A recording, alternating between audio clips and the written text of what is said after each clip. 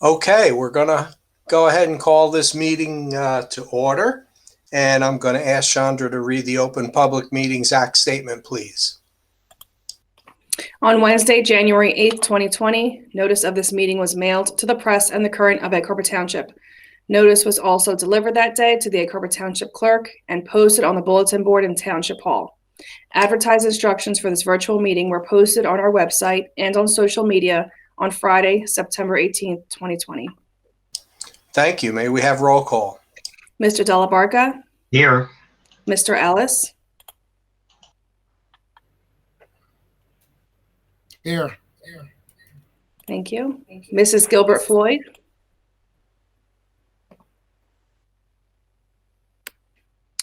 Mrs. Gilbert Floyd, I think I just saw you.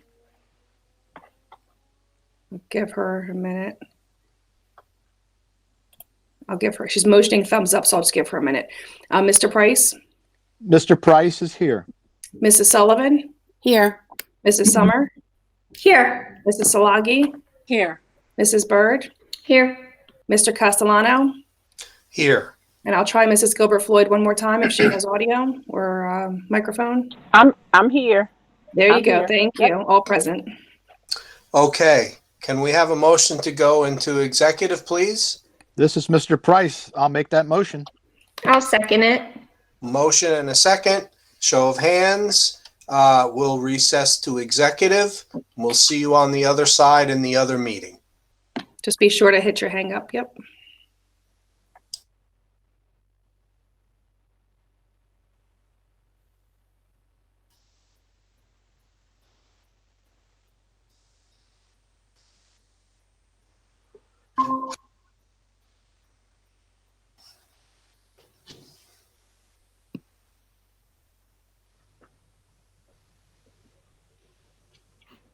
Okay, good evening, everyone. That was for you, Chandra.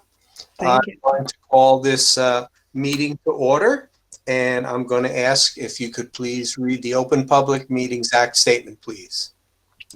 On Wednesday, January 8th, 2020, notice of this meeting was mailed to the press and the Current of Egg Harbor Township. Notice was also delivered that day to the Egg Harbor Township clerk and posted on the bulletin board in Township Hall. Advertised instructions for this virtual meeting were posted on our website and on social media on Friday, September 18th, 2020. Thank you. May we have roll call? Sure. Mr. Della Barca? Here. Mr. Ellis? Mrs. Gilbert Floyd?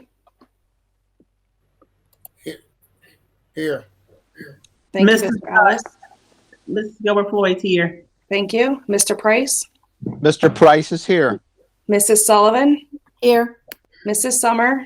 Here. Mrs. Salagi? Here. Mrs. Bird?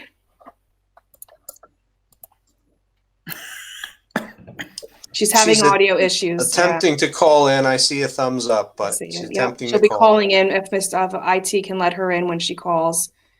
She'll be the caller trying to get into the meeting. And Mr. Castellano. Here. Thank you. Okay. So we are going to salute the flag together when you see the flag appear on your screen.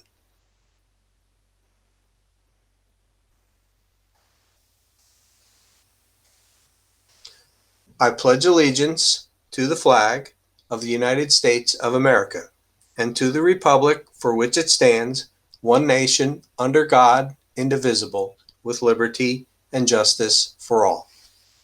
Thank you.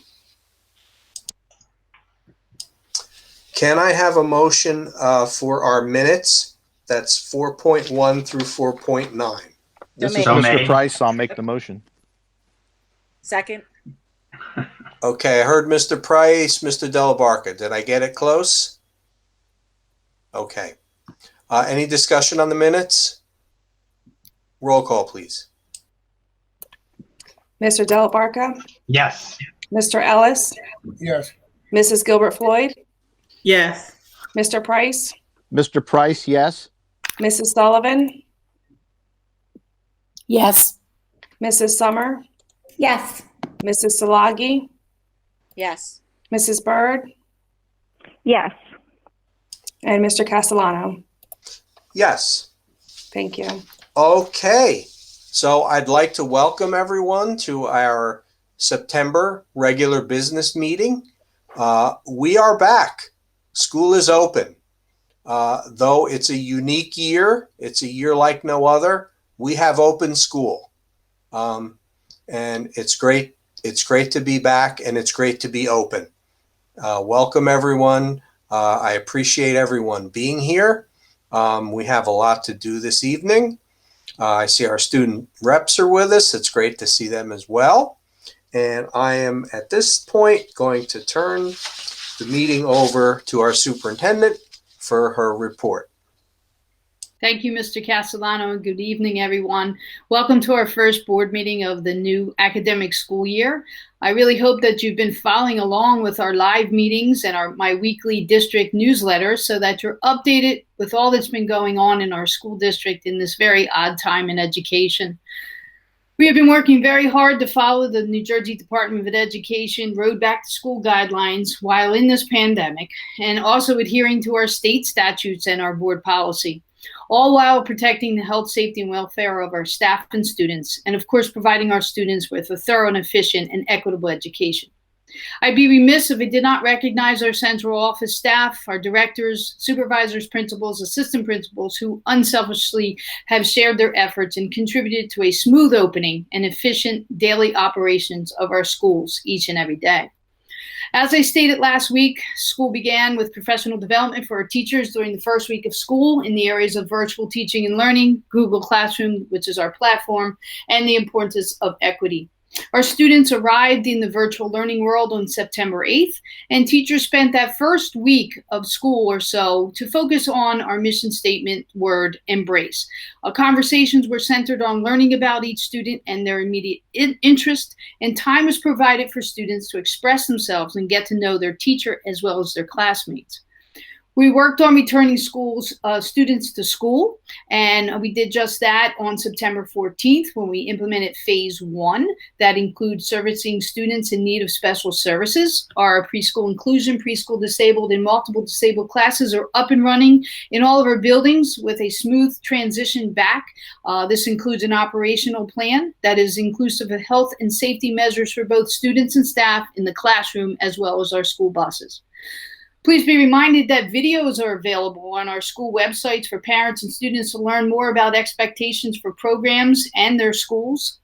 Our vestibules are near completion, even more so than last weekend I reported. Each school has a bit of a different look once you get inside the schools, but more importantly, we offer another layer of safety and security for those who occupy our schools. Overall, our school year opened successfully. Our teachers and staff are now working on the word engage. First embrace as we spent time to build the relationships, and now we're embarking and focusing on engage as our teachers and staff are creating lessons that are centered around student interest and needs. It's important to know that we will be exercising best teaching practices as we will be conducting universal screenings of our students in order to teach them well and meet their learning needs. Overall, we will continue to prepare our schools for the return of school, which includes our hybrid model. We have sent out a new survey just as recently as yesterday out to our parents in order to glean updated information as to who will attend in person and who would like to remain virtual. Once we get the data, we will begin creating the cohort A and a cohort B. And just be reminded that students will be attending 2 days of school each week with an all virtual day, which will be on Monday. Mrs. Elko, our guidance director, is already at her computer working on a plan for over 7,300 students. And please keep in mind, this doesn't happen overnight. So I ask our parents and guardians, please complete that survey as soon as you can, submit it so we can get to work on the data that we need to build these cohorts. Just a reminder, while our schedules may seem a little intense at times, they are relevant to an in-person schedule that your child would be following in school. And this was done intentionally so that when we return to school, or God forbid, have to pivot back to all virtual because of the COVID situation, this set schedule is in place for all to follow without confusion. So we can pivot back and forth, and the schedule is set, the timelines are set. We've encouraged teachers to use their judgment and have the autonomy to sense when a class would need a break, just like when we're in person. If kids start to fidget, then maybe we need to move on to something else, stand up, take a break, stretch, whatever they need to do. So our teachers, I have shared that directive with our teachers this week. Now I'd like to share my weekly updates, and this is where I continue to advise everyone to please view our district newsletter, and it helps you catch up on what's going on. All my weekly updates are archived on our website under the Superintendent's Corner in the Board Report section, in case you'd like to catch up. But for this evening, I'd like to just go through what that newsletter looks like.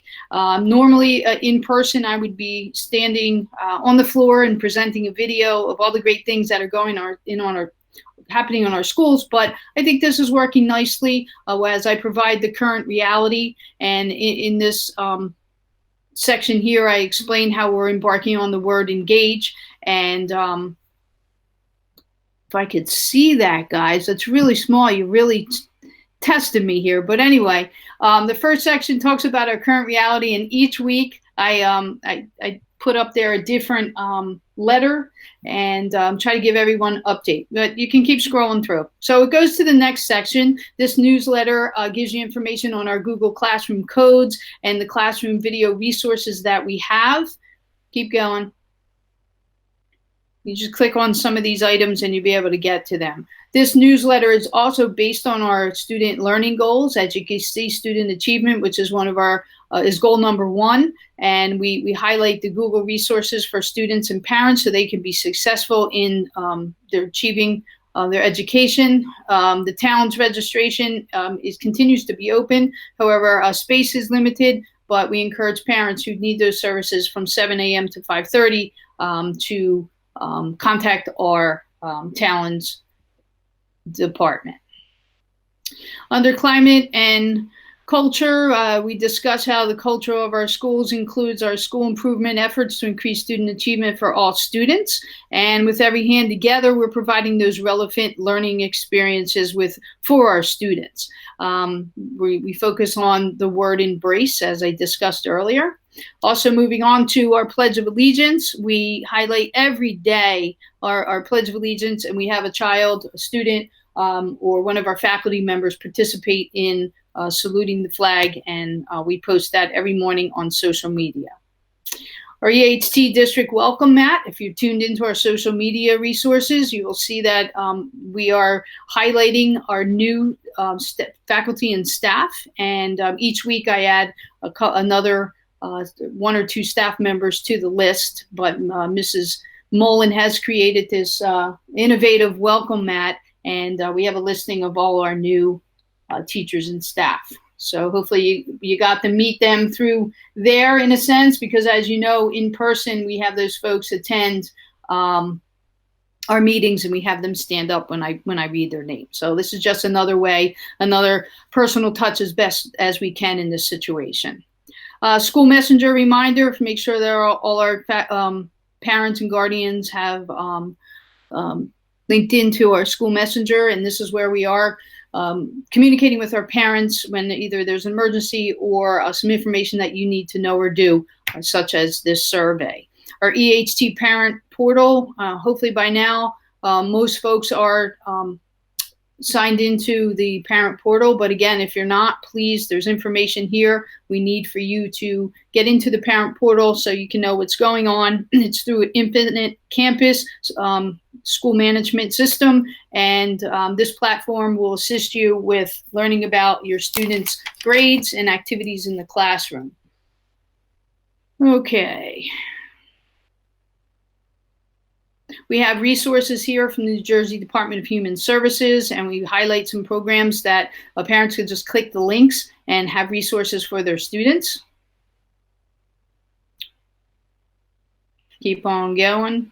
And we really, what's really important to us is the social emotional learning aspect of goal number 1, where we want to make sure that anyone that needs assistance with social emotional or mental health, that we have resources for folks, whether they're parents, students, family members, and we have this on here every week to assist those in need. Of course, you can always call the school now. We have guidance counselors and student assistance counselors that are readily available to assist, but in case you need anything off hours or at certain times, here are the resources for you.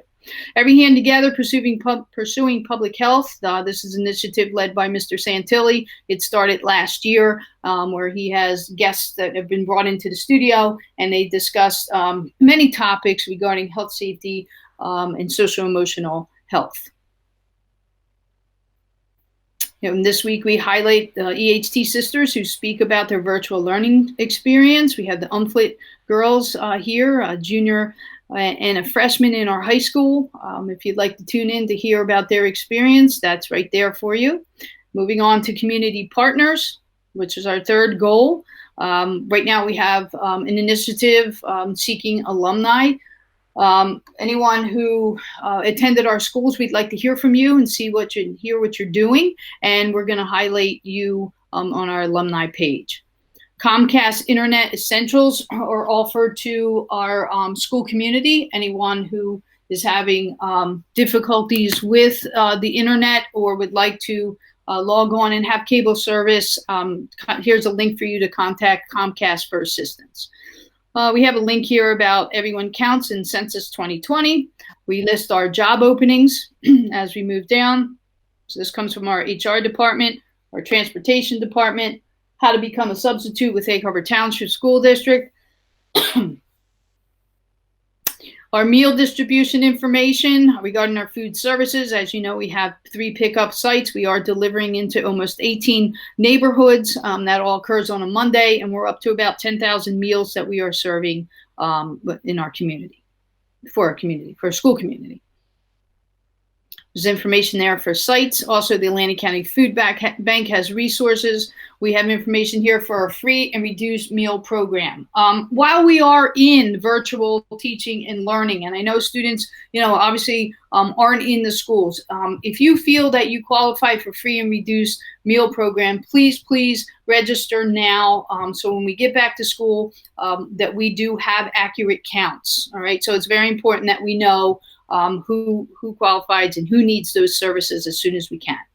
Moving on, we do have the Nest School Store, which is online. So students, if you want to get your EHT gear, now that school has started, you're able to do that with a couple clicks here. So please know that that's available to you, and that's a running banner on our website. Moving on, virtual board meetings, we know about them. Keep going. And athletics, fine and performing arts, I always give information about return to play. Just a quick update, our band and our athletes are practicing real hard. They're all out there almost every day of the week doing what they need to do, following our health and safety guidelines. The temperature checks are being taken on site, and the questionnaires are being filled out. And students are working hard in their particular areas, getting ready for competition, which starts as early as October 1st. Keep on going, and I lead you to the very end of this newsletter, because if you really want to see what's going on in each and every school, we have listed here from the high school to Eagle Academy, the middle schools and elementary schools. You click on those links and you'll see a similar document, which is called the S'mores, but instead of a district newsletter, it would be each particular school's newsletter. And I encourage you all to do so you can get to see students in action in person as well as virtually, and it gives you update on maybe some fundraisers or some events that are going on at each school. So that's the weekly digital newsletter. It is very comprehensive, and I do encourage you to tune into it, take note, and I believe it gives a lot about what's going on in our school district, and I'm proud to share that every week. Okay, just to conclude, I have one more thing, Mr. Castellano. Right now, I'm going to present the graduation data to the Board of Education as per the direction of the Department of Education and our county office. And Mr. Castellano, at the end, I'm going to need a motion to acknowledge this data. We have just received this information today. Let me make that clear. I've had this information. I've received the information in terms of I have to share it with the board and submit it by September 30th. So since this is our last meeting of the month, just want to share with you that the NJAC, which is New Jersey Regulation 6A8-5-2F, requires school districts to report the graduation results annually to the Board of Education or trustees at a public meeting. And that's what I'm doing here. So here's the report. It will be based on the total number of students who graduated, number of graduates who met the graduate assessments, and the number of 12th graders who were denied graduation. So here we go. The total number of students graduating from Egg Harbor Township High School in the prior year was 587.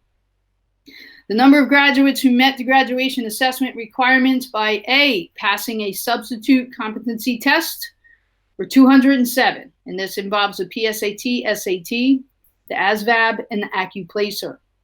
2, the portfolio appeals process. We had 99 students go through that process. And 3, meeting alternate requirements specified in their IEPs, and 43 students went through that process. The remaining 238 graduates met the assessment required by passing PARC. And the third component of all this report is the number of 12th grade students who were denied graduation, and how many of these students were denied solely due to failure to meet our graduation assessment requirements were 3. 3 students due to failing courses. That concludes my report. But regarding this specific area of the superintendent's report, Mr. Castellano, I need a motion to acknowledge the data as per the New Jersey Reg 6A8-5.2F. Lou Delabarca so moves. Second, Marita Sullivan. Motion and a second. Is there any discussion on this report? Seeing none, roll call, please. Thank you, Mr. Delabarca. Yes. Mr. Ellis, Yes. Mrs. Gilbert Floyd, Yes. Mr. Price, Mr. Price, yes. Mrs. Sullivan, Yes. Mrs. Summer, Yes. Mrs. Salagi, Yes. Mrs. Byrd, Who's missing? Yes. There she is. Mr. Castellano. Yes. Thank you. Okay. Well, thank you very much for that. And I just want to take a quick minute to thank you, Dr. Gruccio and Ms. Anaya, for your leadership, the administrative team in central office, all of our teachers, all of our staff, everyone who's worked so hard to get school open. We're up and running, and we're following through with our plan. It's September, and school is back. So thanks to all so very much. You are appreciated. And with that, it gives me great pleasure to invite our student representatives to the Board of Education to give their report. It's great to see you guys. Welcome back. Thank you very much, Mr. Castellano. It's great to be back. Good evening, everyone. Very excited to be back for the first meeting of the school year officially. School is in full swing as we are in the midst of our 3rd week of school. Students and staff have been working across the board very diligently to navigate this challenging adjustment of virtual learning. And across the district, we've seen an amazing community effort to maintain both high educational standards and EHT pride. Despite our virtual environment, we have a lot of exciting things happening in our schools. This week, guidance counselors will begin meeting with seniors to plan post-graduation plans and discuss college applications and colleges in general. The workshops will allow seniors to learn more about the college application process and get more comfortable. Students are very eager to be back outside practicing for their fall sports, as Dr. Gruccio mentioned. Starting last Monday, all fall sports were back outside, ready to show off their EHT spirit. While complying with all health rules and regulations, scrimmages have also been set as well. We're very excited to see our district teams perform this year. And while attendance for the games is still up in the air due to the pandemic, it's still wonderful personally to see all my peers enjoy some semblance of normalcy during this very difficult time.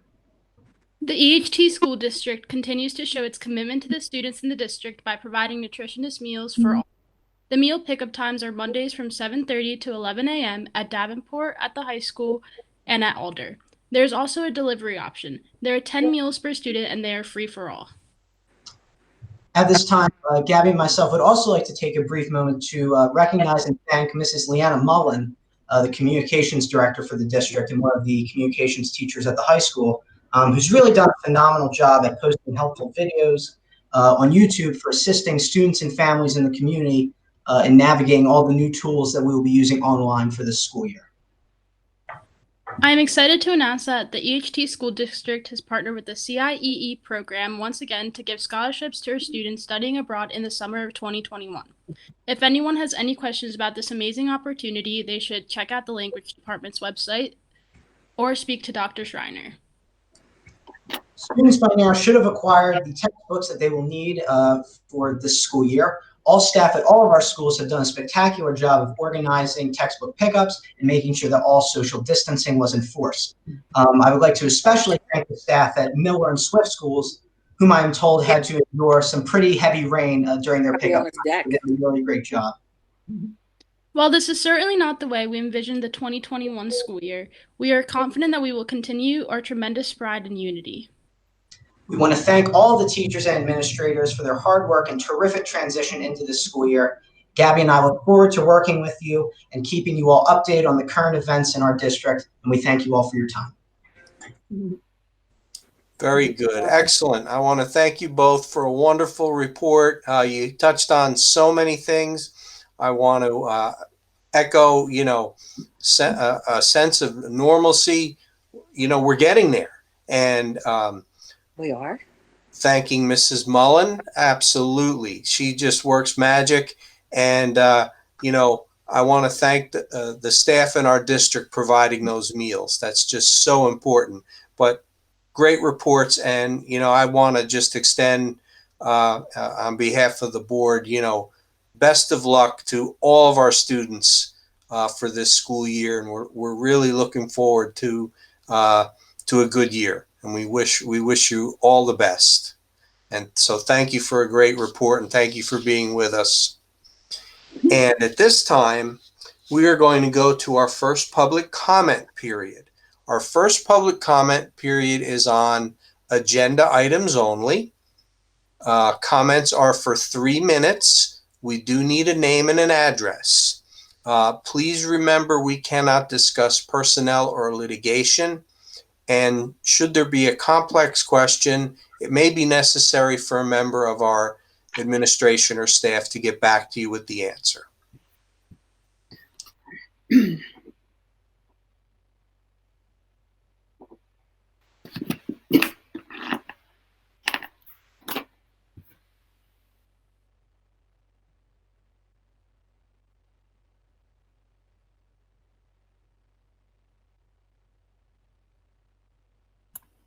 And just a reminder, do not leave a message. Just please keep calling until your line comes through. Your call comes through. Thank you.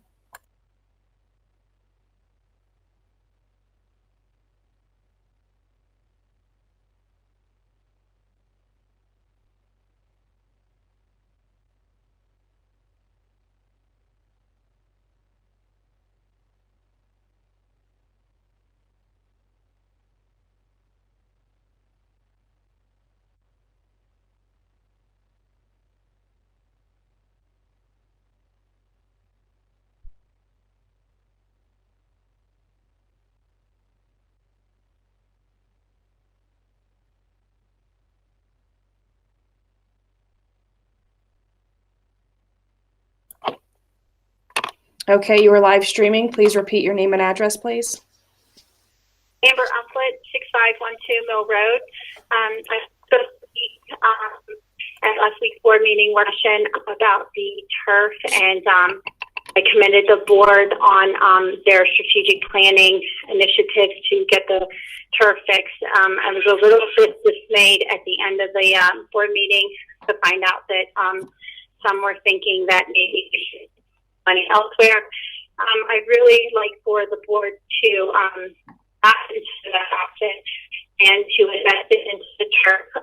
This community spent a lot of time and resources and voted a referendum through to put the initially, I think converting back to grass is something that I don't think it would just, undo what we I'm hoping that the board use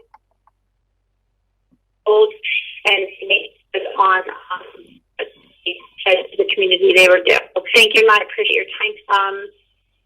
And we appreciate all the things that you guys do, and Central Administration as well, and all the teachers and coaches out there, and the rest of the staff. Thanks for having a great year so far, and we look forward to the rest of the year. Thanks. Bye.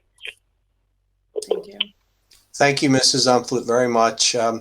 We did hear a report last week from our administration on the turf, and it is in fact on this week's agenda for approval.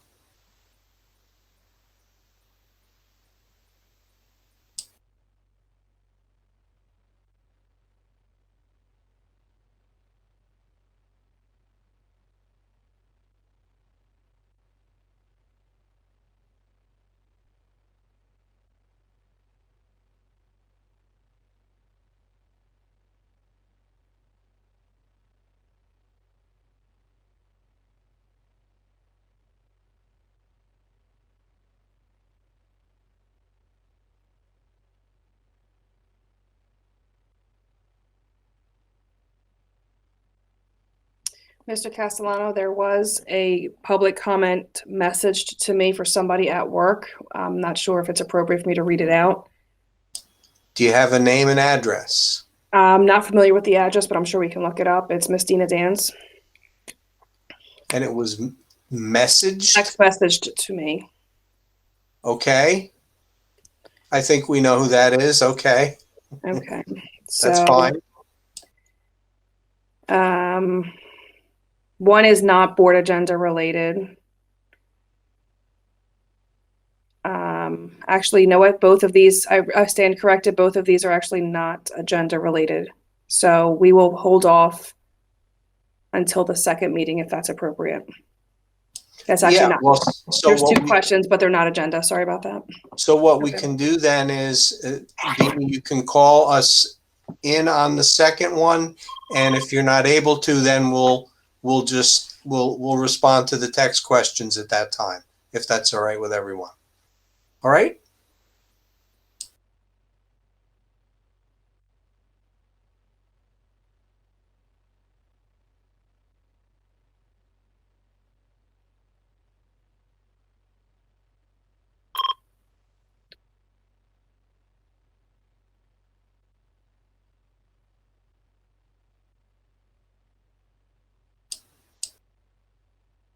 In this year, Okay, excuse me. You are now live streaming. Go ahead with your name and address, please. Oh, name and address? Yeah, say your name and address. All right. My name is Njsba Updates, and I'm from 206 Westwood Road. Go ahead with your public comment. All right. I'm calling in to ask you to vote yes to replace the turf and track. I'm a freshman this year, and I've been playing soccer since I was 4. I was looking forward to support my varsity teammates as they play on the turf field, but unfortunately, that can't happen this year. As a goalie, I have seen many of my teammates injured by uneven grass, and the game altered by the way the grass is clumped up. Turf is safer for the players and lets players' skills dedicate the flow of the game and not how the grass is growing. In addition, less games will be canceled because the field is too wet to play on. Last year, my travel team were ball girls for the high school varsity team, and it was so easy to get caught up with the school pride and being so proud of the amazing facilities we have in EHT. 2 years ago, my travel team played one game on the high school turf. It was pretty cool to play on a beautiful turf field. It was just so nice. And I also attended high school football games with my friends last year, and it built school spirit that had a beautiful field. So please vote for the turf field and the track tonight. Thank you. Thank you. Thank you, Njsba. It was great to hear from you, and we certainly say welcome to EHT High, and we hope that you have a great year. We wish you all the best. And, you know, as I've said, the turf replacement is on tonight's agenda. But thank you, Semra, and good luck this year.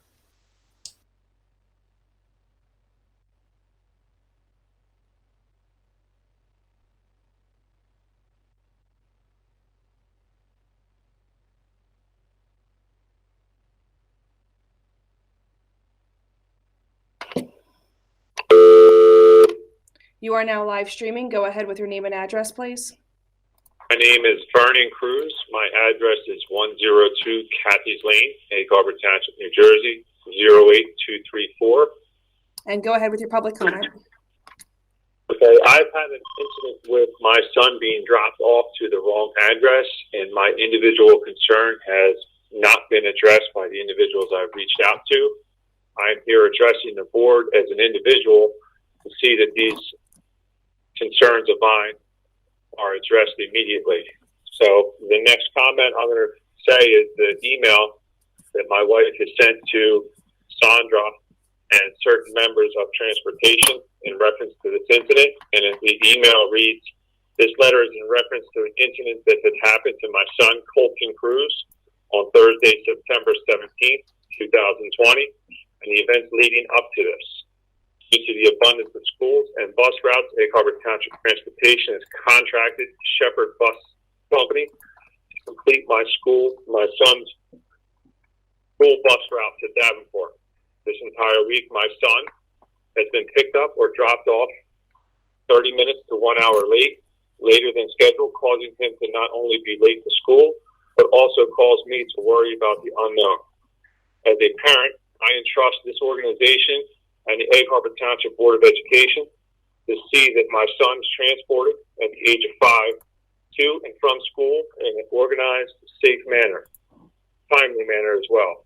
Unfortunately, none of these have occurred throughout the first week of school. Due to my schedule and my wife's schedule, he has to be picked up and dropped off at his babysitter's house at 104 Apples Drive in Egg Harbor Township. I've confirmed this multiple times with the school board and Shepherd Bus Company, signing a babysitter form that also had to be notarized. On September 17th, as I waited for my son at 104 Apples Drive, he was dropped off in front of our house, 102 Cathy's Lane, miles away. Luckily, my father-in-law decided to come by unexpectedly right as the bus was dropping my son off. But this opens up another question of what happens if my father or my father-in-law was a stranger instead? Would the bus driver have dropped him off to a stranger or an adult? I'm interested in seeing the board's comments in this. I've tried to address receiving an incident report in reference to this. Sandra has been contacted and refuses to release that incident report to myself or my wife. As a special needs parent, I'm kind of curious to see if the school board and or Sandra, the business administrator, looks at these special needs kids as a dollar sign. My frustration and now just becoming irate speaking about this is growing as I'm turning red right now with rage and the fact that anyone would find that this would be acceptable in any manner. I'm curious to see what the next person has to say. Okay, we thank you for your comment, and I apologize. That should not happen. And what I can tell you is that we are going to investigate and we are going to resolve the situation.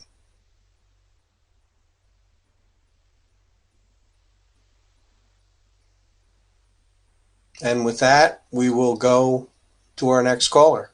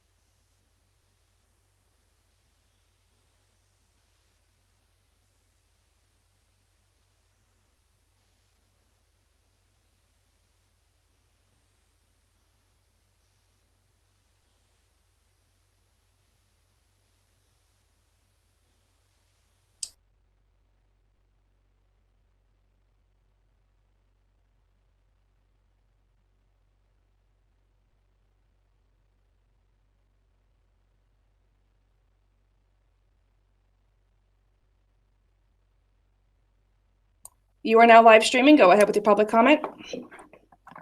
Yes, good morning, Egg Harbor Township School Board. You guys are doing a great I'm sorry, job. Mr. Umflett. You have Dr. to, Crucio. sorry. One more time, name and address. Start over. Sorry. My name's Dave Umflett. I live at 6512 Mill Road, Egg Harbor Township. I've been a resident here for 20 years. I'm very proud of Egg Harbor Township and what it means to not only my oldest daughter, who's an alumni, but my other two daughters who are in high school. My comments are about specifically tonight the turf field. I've seen how that has worked tremendously in the past with my daughter in field hockey and lacrosse. Even watched Egg Harbor Township field hockey beat Ocean City High School, which was amazing. So I'm in agreement that we should vote this turf through, get it fixed somehow. Not only because of what it stands for from the past, but what it can stand for the future. It's a great income source for other activities. It's a place where our graduates sit in chairs for graduation every year. Whether a storm is coming or not, it's easy to set up and easy to break down. It's a great resource for track and field and a great asset for any future extracurricular activities and hopefully many championships for our sports. So I don't really comment too much, but when I found out that the turf was on the agenda, I felt like I needed to weigh in. Usually I'm a soft-spoken person, but when so much has been placed on this turf in advance, how can we let it fall? So we appreciate the board members to take into consideration everyone's responses and make a great decision for our community. Thank you again. Appreciate what you guys are doing. This is the Umflett family. Bye-bye. Thank you, Dave. Message received. We hear you.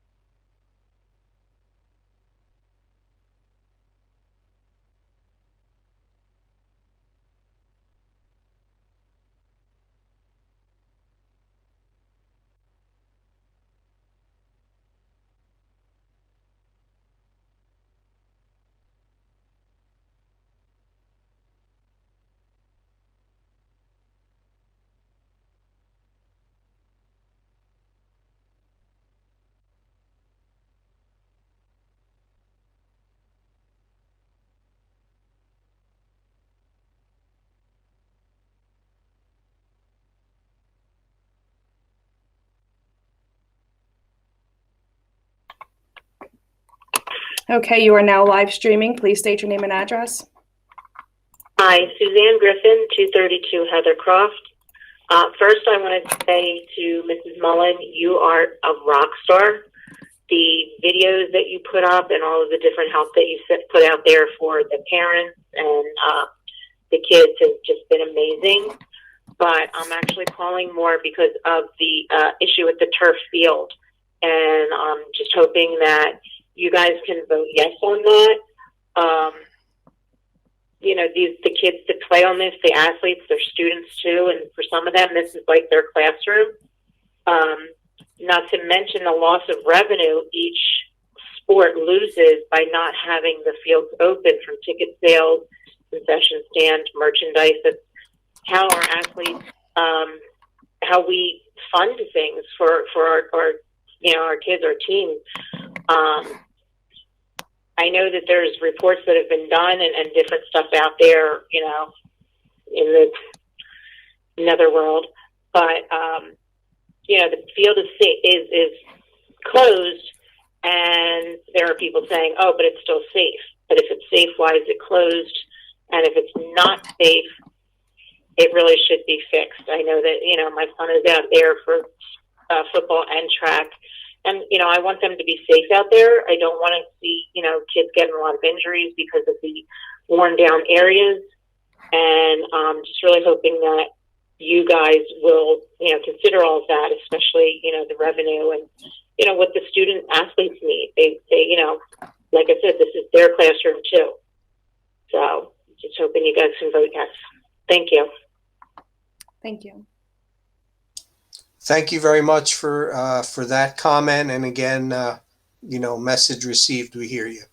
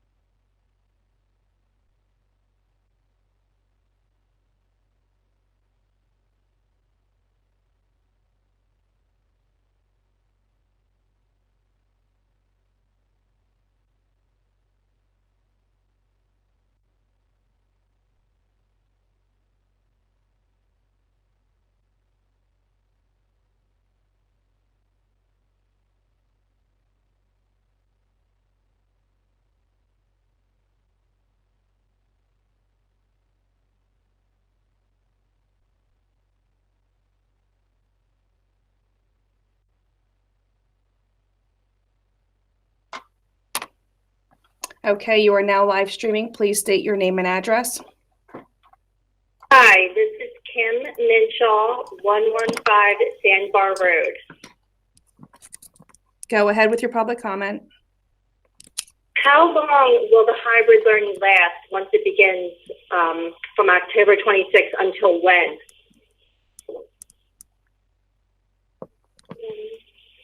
And then ask the other question. Hello? Yes, is that your comment? I want to know how long the hybrid learning will last, and also, will the kids have to wear masks all day when they are in the building? Okay, thank you.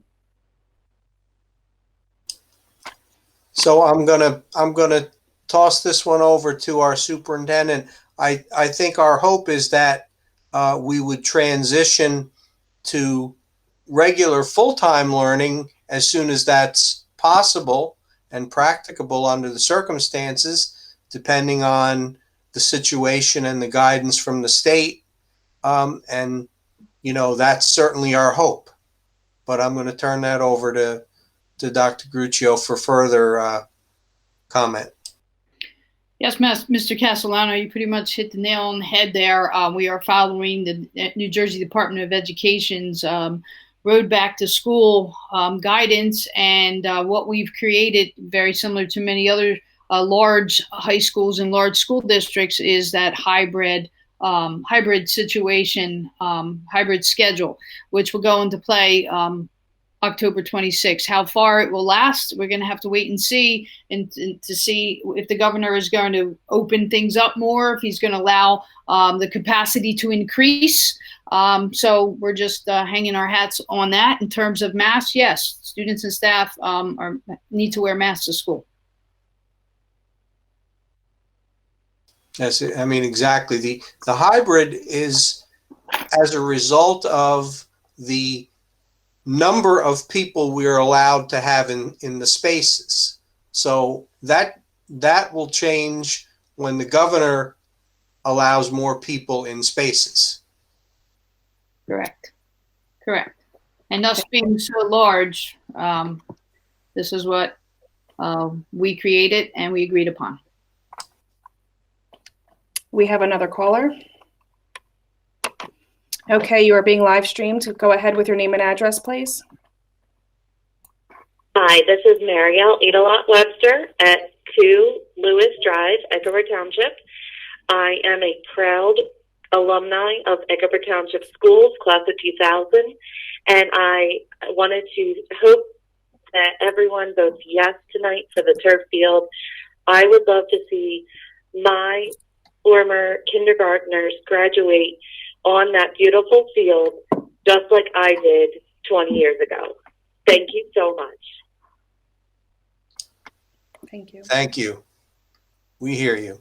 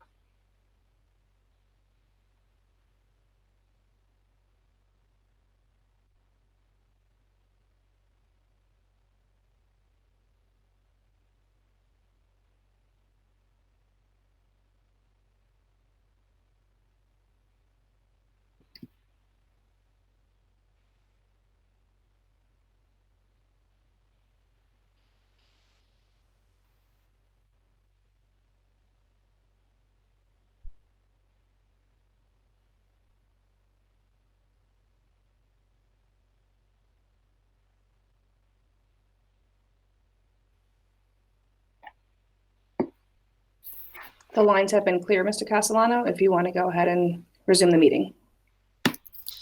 Okay, thank you all for those comments. And we're going to go ahead now into to our finance and operations section. And first, I'm going to see if either the chair or our administration has any comment. I will turn that over to Chandra. Chandra, any updates? No, just wanted to give just a clarification for the food service. It's actually 18,000 meals this week. So we are going exponentially increased week over week. Next week you can look forward to some baked chicken, and just an announcement, we are closed next Monday. So it will be Tuesday services. So I just wanted to put that out there. Okay. And again, great job to all the staff involved getting those meals out. I mean, it's so important, and it's such good work. Yeah. So with that, I will ask for a motion for 8.1 through 8.19. May I have a motion? Motion made, Marita Sullivan. Can I have a second? Mr. Price, I'll second the motion. Is there any discussion on finance and operation items 8.1 through 8.19? I have a question, Mr. President. Maybe I could address with Sandra, please. Sure. Sandra, I'm looking at the purchases, and I see a quote from Northeast Electrical Services for high school quick connect removal. Maybe you can explain a little bit more what that involves as far as what quick connect removal is. And I'm looking, I see a quote, something beeping there. I see a quote for 188.5 dated on June 30th, 2020. And then I see on the purchases for Northeast Electrical for 202,860.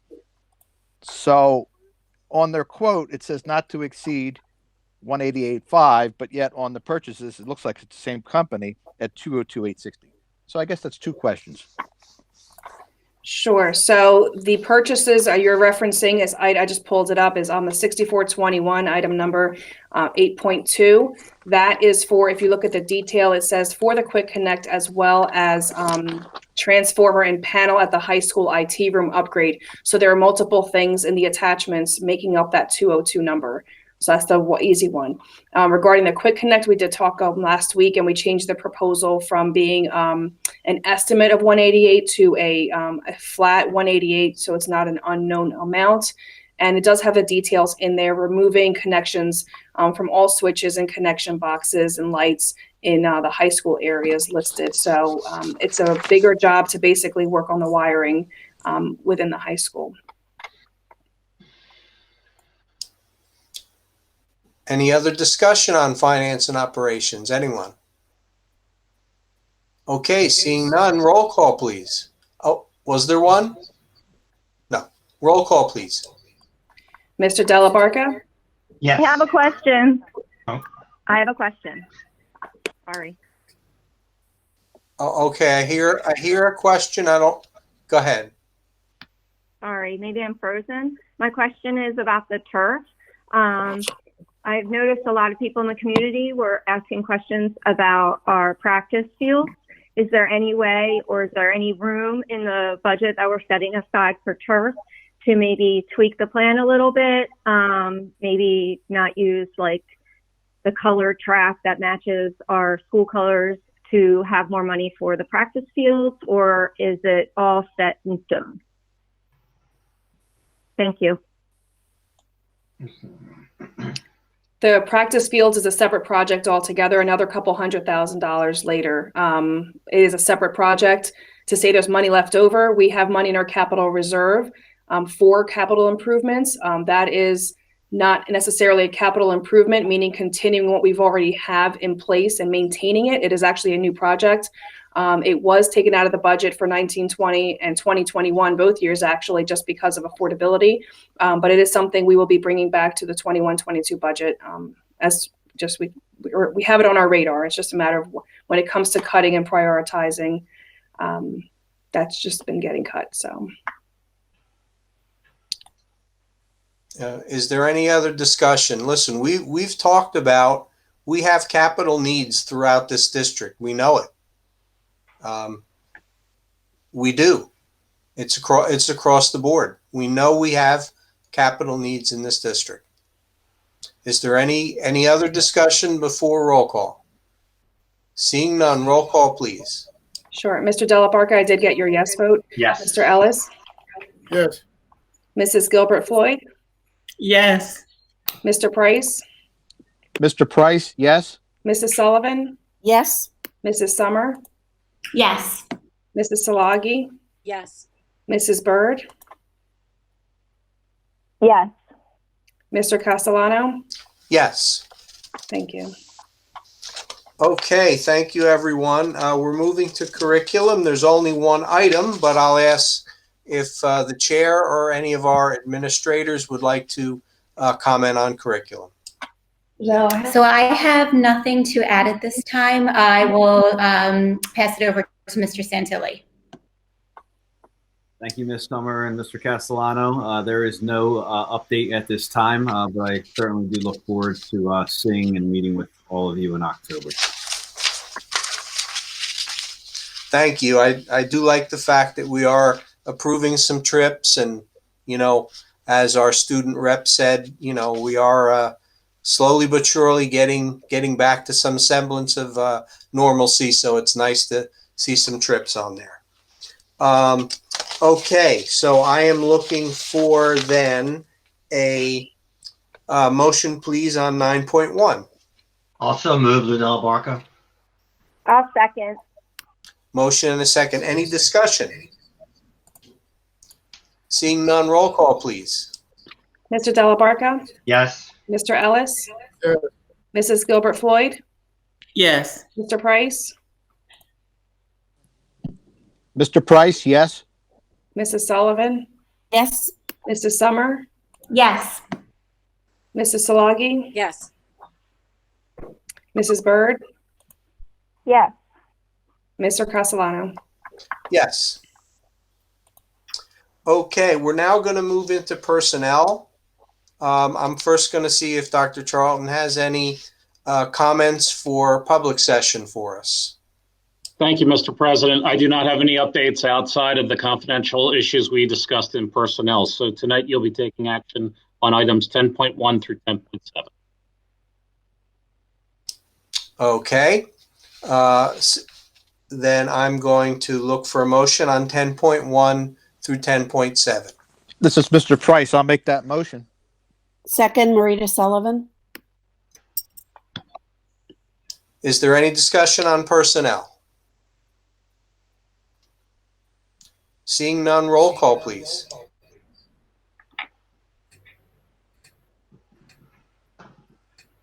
Couldn't hear you. Mr. Delabarka, Yes. Mr. Ellis, Yes. Mrs. Gilbert Floyd, Yes. Mr. Price, Mr. Price, yes. Mrs. Sullivan, Yes. Mrs. Summer, Yes. Mrs. Salagi, Yes. Mrs. Byrd, Yes. Mr. Castellano. Yes. Was I not coming through, Lou, last time? Lou's on mute. It's okay. Now Lou's on mute. Okay. I just said that Shonda, I couldn't hear. I think she was muted at the time, but we're All clear. right. Yeah, I was trying to do roll call muted. Okay, so now That may be a good idea. Now we're going to move to new business. We had discussed last week that there's a very strong movement around the state to restore our school-based youth services programs. They're currently not part of this year's state budget. These are services that are above and beyond what our counselors and our guidance counselors, our student assistance counselors, our school employees. This is counseling and referral above and beyond that. It's very important for our students, and especially now.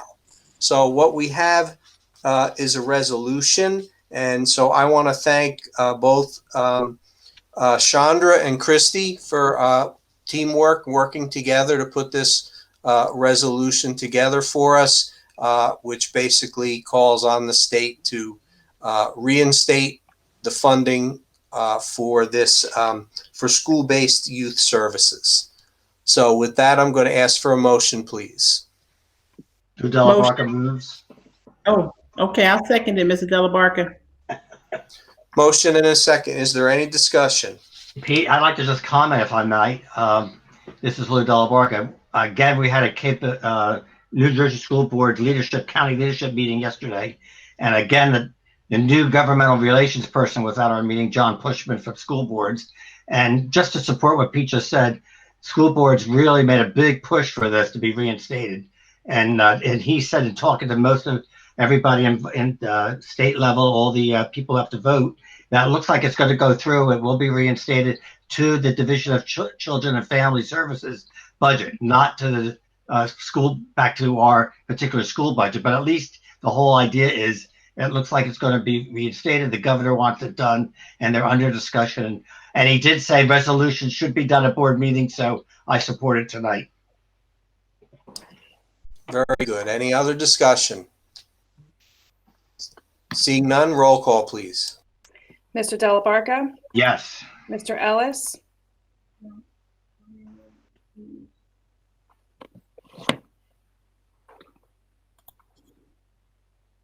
Yes. No, I'm just kidding. okay, we'll give him a minute. That's fine. Mrs. Gilbert Floyd, Yes. Mr. Price, Mr. Price, yes.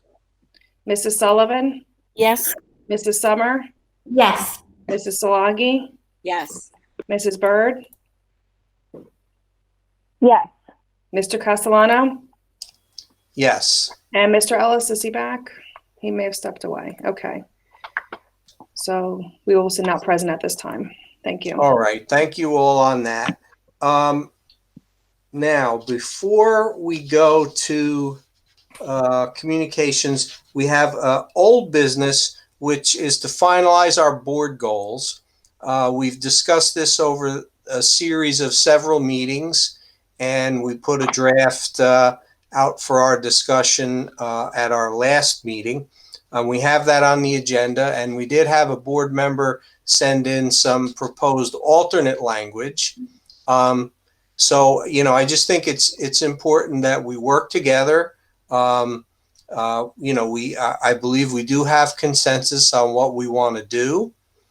Chandra's putting the goals up for us to look at. And basically what we decided to do from a larger perspective is, and many districts in the state are doing this as well, we are keeping our 4 current goals in place. We are adding a new goal, a 5th goal, which simply says we are going to be opening and returning school to normal operations as quickly as possible.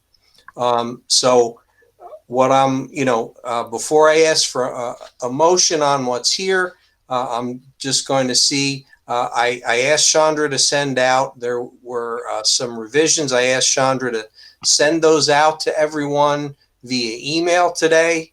And I'll just poll board members whether they'd want to stick with the language that we have here, or move to the or to adopt the replacement language. So I'll ask Chandra to just well, first let me ask if there's any discussion, and then I'll have Chandra poll board members, and then we'll decide which version we're going to vote on based on the poll.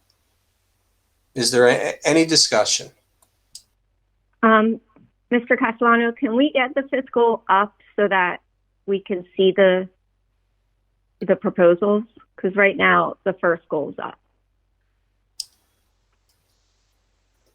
Sure. So I think what Chandra's able to do is share the screen in terms of what's on the agenda. So everyone can take a look if that's what we want to do, and you can see number 5 is there. Maybe we want to take a look at number 5.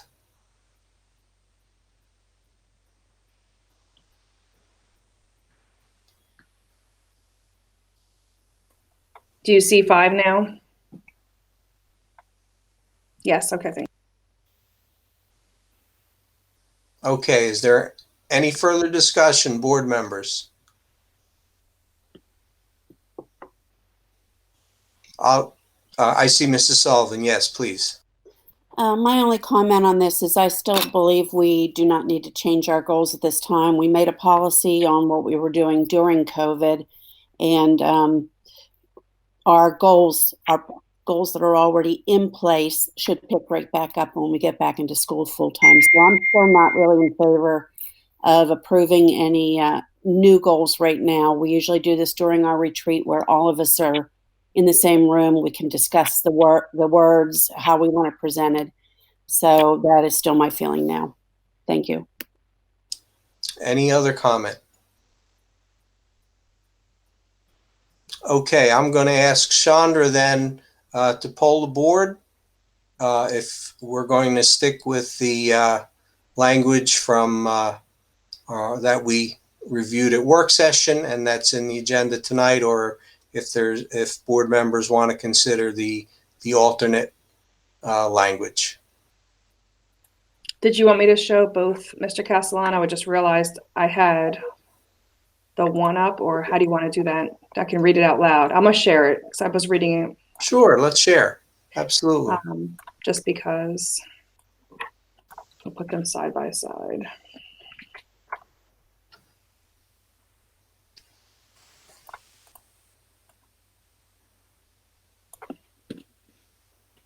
All right, make sure.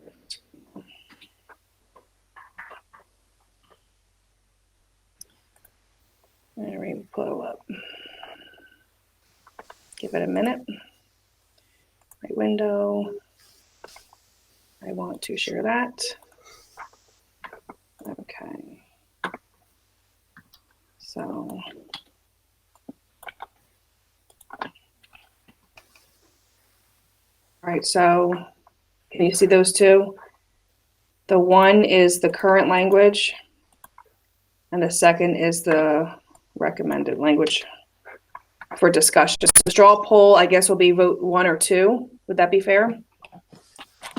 Yes. So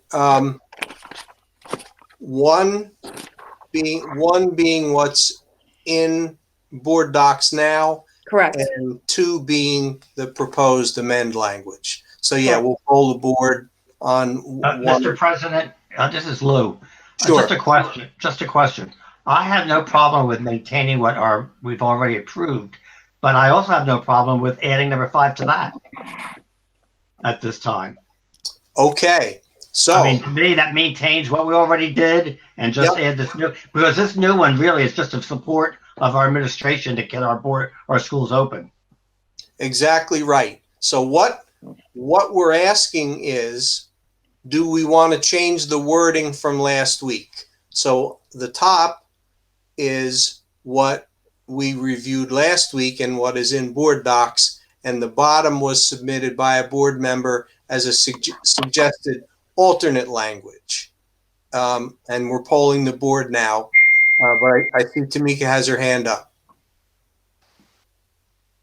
I think what Mr. Delabarca is saying is that he's saying make it a combination of the two. Is that what you're saying, Mr. Delabarca? What I'm saying is we have established goals that we've already approved, that was 1 through 4, and now we have this new suggestion of adding 5. Why not just add it to what we've already approved and done? All that other language we can discuss whenever we have a retreat in the future. For 1 through 4, you're saying? Yeah, because we have board goals right now.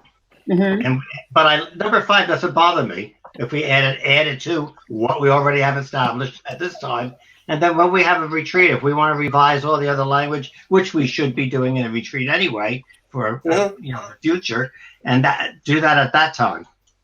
So I just wanted to say that I just think that one thing about this school year in general, it is not the normal average school year. We've done just about everything totally different than what we've ever done before. Not because, I don't think because we're trying to break policies or change anything. I just think that this particular situation that we're all in has calls for doing things a little bit different. So I'm not seeing where this is a huge deal to add. I think actually the first one says prioritizing, and then the alternative language says to provide administration with the support and resources necessary for the rollback. I mean, I think it's just saying prioritizing it, and then this is saying that the administration will give them the support. In addition to that, we've also have it where the superintendent, if need be, any policies that she may, we may not be in our regular, abiding by our policies based on COVID-19. We have that in place as well, which that is not normal, which we usually wouldn't have that situation. So I'm just saying, I think we need to look at the whole picture and realize that it's not about what, we didn't do it at the retreat or we didn't do it here or there. I just think we need to know that this is a whole different type of year that's going on, so it's not a micromanage. I think we could actually combine the part where it says to provide administration with the support and resources necessary to ensure the district's complying with the road back to school. And they said working together, merged the two. I don't think I'm not really sure what the So we've had discussion and we're now polling the board between first and second paragraph. Go ahead, Mrs. Sullivan. I just want to point out that the reason I'm opposed to this is because all of our goals do prioritize academic, health, safety, social, emotional learning. That is in all of our goals. And we do provide the administration with the support and resources that they need to accomplish those goals. Just to put one in that has the words COVID-19 pandemic in it is being very specific to that. All our other goals already accomplish this. So it's really not necessary to have this one. Yeah, I respectfully disagree. I just think this is just not a normal school year. When we do go back to school, we're going to be in a hybrid situation. And right now we're online 100%. So yeah, I don't think there's a problem with putting it in there. Mrs. Summer. Mr. President, can I just ask or revise it? Or Mrs. just Summer. rethink it a little bit? Mrs. Summer first, then Mr. Delabarca. Okay, I'm sorry. I was just going to agree with Lou. I think that a happy median, instead of going back and forth and kind of debating, why not just add this as a 5th goal right now?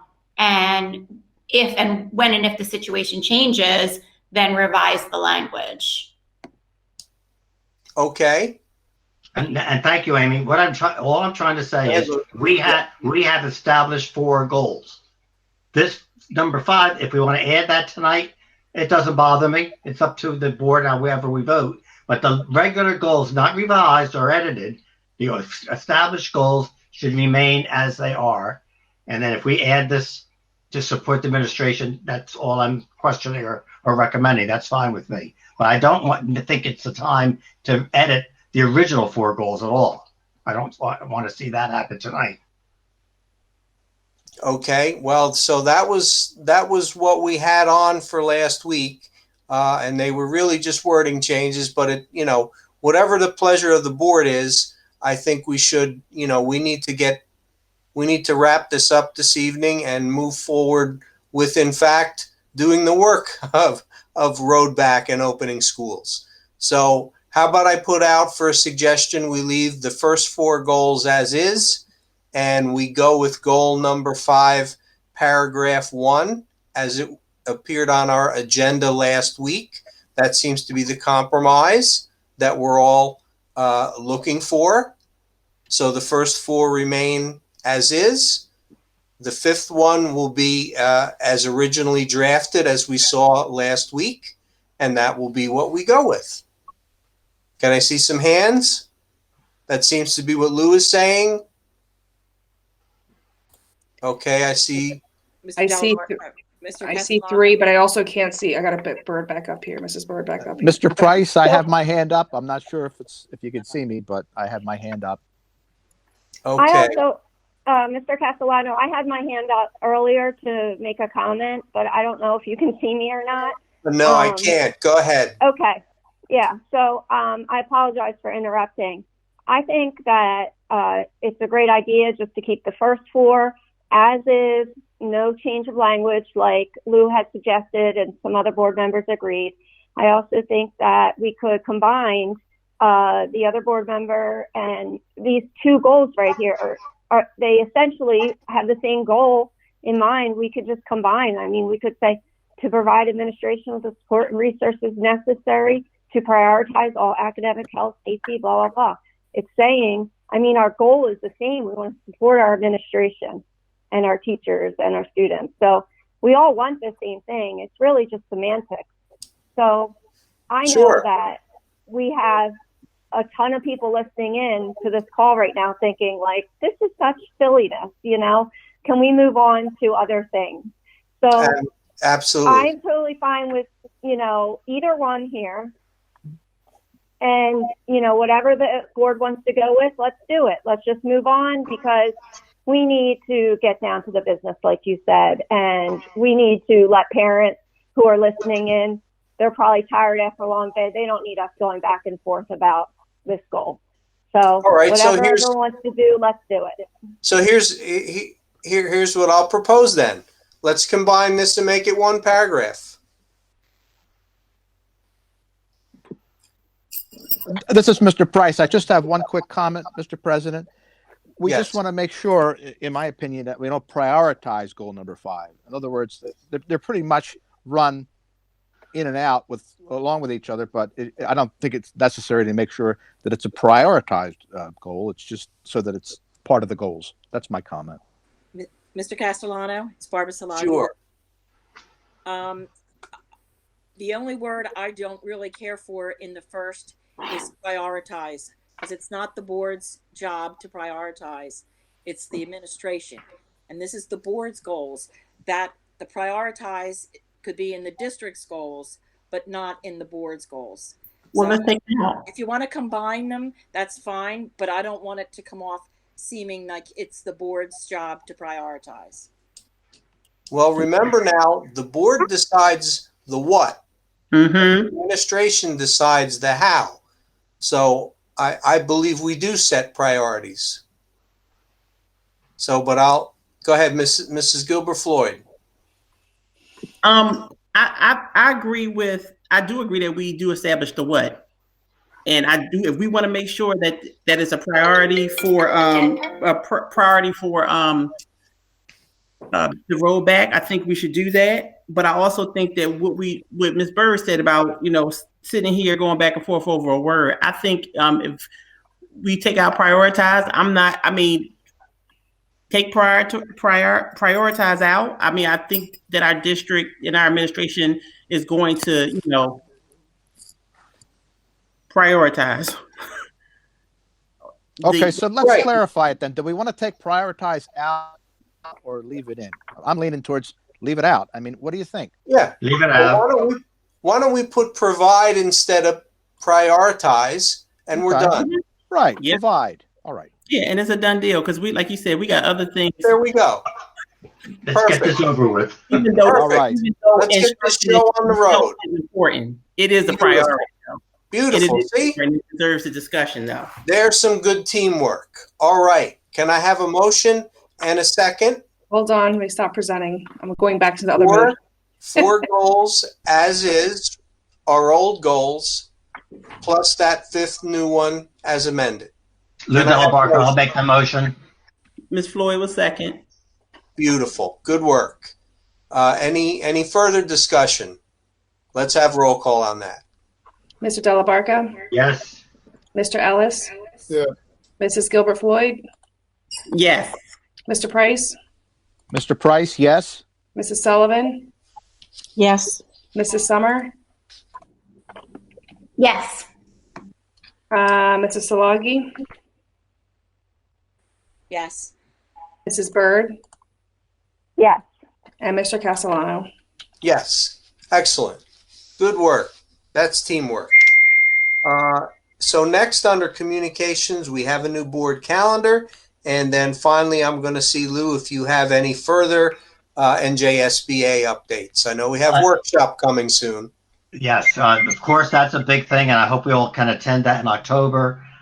What they did add as of news yesterday at the county leadership meeting is that there will be on each day an hour in the morning and an hour in the afternoon for all members to just be involved with a discussion on a specific topic.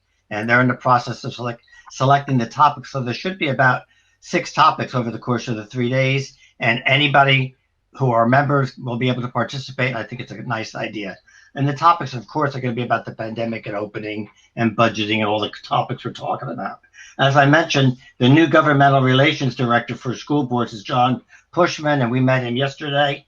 He seems like he's very knowledgeable. He's been involved with NJSBA in the past or over the last few years, and does know how legislation works at Trenton, so that's a good thing. He wanted to make a point that the topic of the coaches that came up, that was a bill that was provided about coaches being given a 3-year contract and some other provisions, that has stalled. Doesn't seem like it's going to move forward. There was a lot of people complaining about that whole idea. And school boards was against that. And they feel that's up to the local boards of education to negotiate. Shouldn't be mandated from the state. That's the high school sports people get a set contract for over 3 years. So that is not going to happen, it looks like. And they're talking about teacher evaluation as being a discussion. At the workshop, there will be again this year a legislative panel, and they already had the legislators who will be in attendance. So that is something we can attend again. And I know Chandra probably knows about the new educators health plan discussion that has been going on. And I'm sure, Chandra, you're involved with it, know what's going on there. It was just brought up yesterday that it's under collective bargaining, and there's a whole discussion about 7 years for health care. And I'm going to depend on Chandra to know what's going on in that whole area. It does sound like we have a good person involved with government relations. And on October 15th, Atlantic County School Boards Association will be having a virtual meeting. We're hopefully that we have a great attendance. I know we will have a good attendance from our Board of Education. And we will be discussing great best practices, opening a school, all the concerns that we have lived with as we open schools. And it should be a good meeting. And Amy Hassas from Hamilton Township, who was on the board of directors, is chairing a ad hoc committee on health and wellness issues in our schools. And she has quite a presentation, and she's going to take a few minutes at our meeting to share that with all of us. So it looks like a good meeting, and I look forward to everybody put October 15th at 7 o'clock on your calendars. There will be information, of course, coming from how you get involved with the meeting in about a week before that time. And thank you, Pete, for the opportunity to speak. Thank you, Lou. Excellent. And we also got to meet,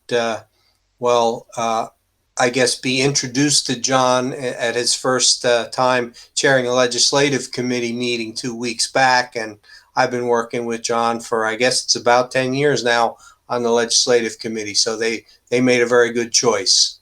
So thank you for that report. And I hope folks take advantage of workshop. It's a lot to learn.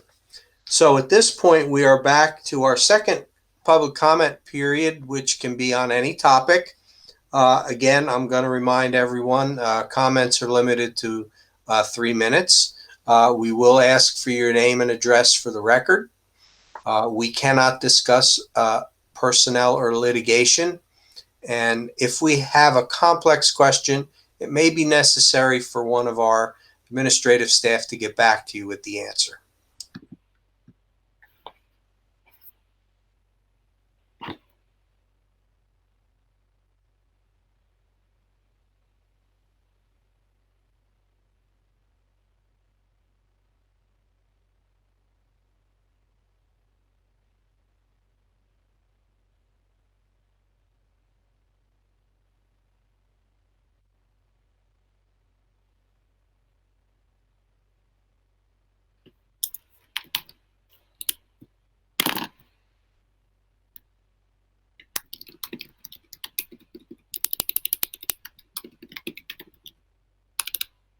And we have a comment.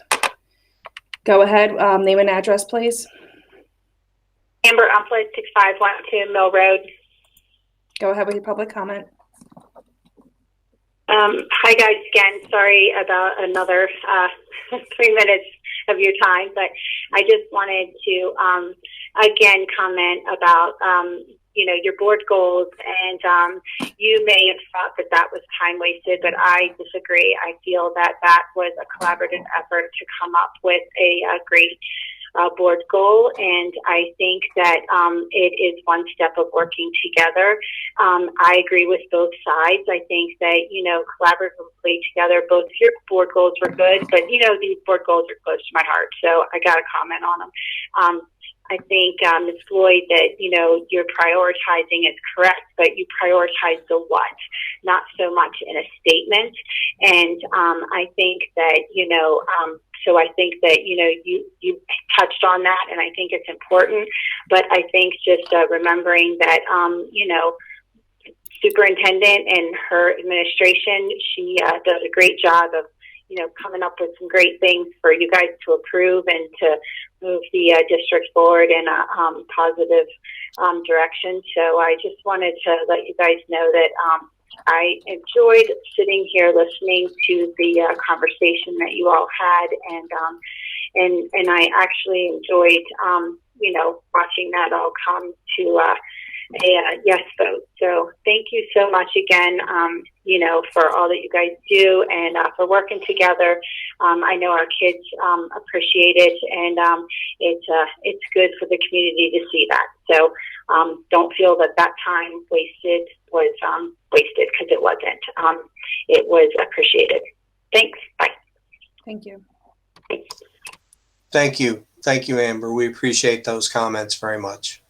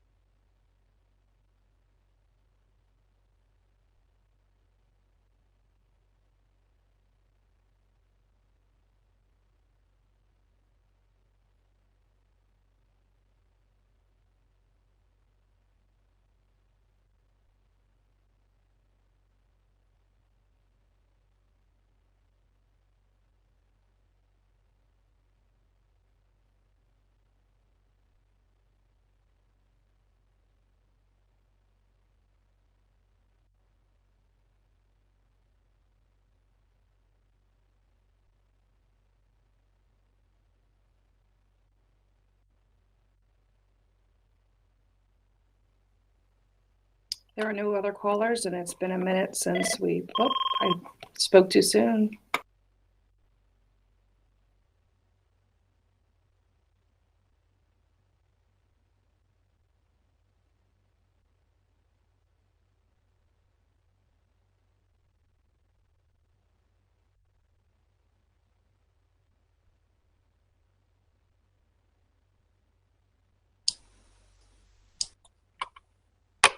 Okay, you are now streaming live. Please state your name and address.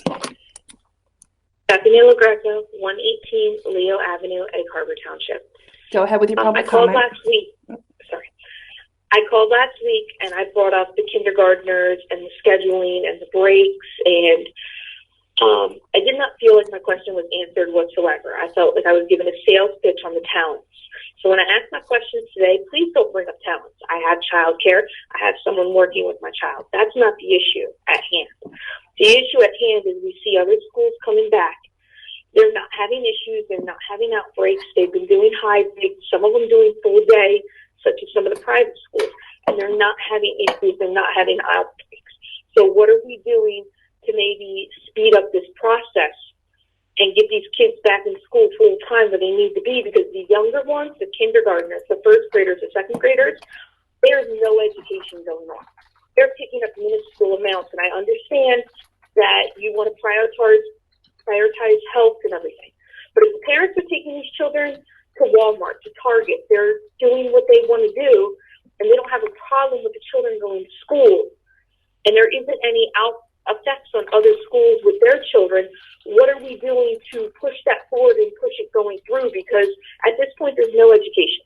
There's no prioritizing education or academics, and school is almost a hindrance at this point and not helping any children. Thank you. Thank you. Well, I appreciate your comment and I hear you. Again, we are among the largest of districts in South Jersey. And as all of the other very large districts have done, we have more challenges having to do with the health, safety, and welfare of students, staff, and their loved ones and their family at home.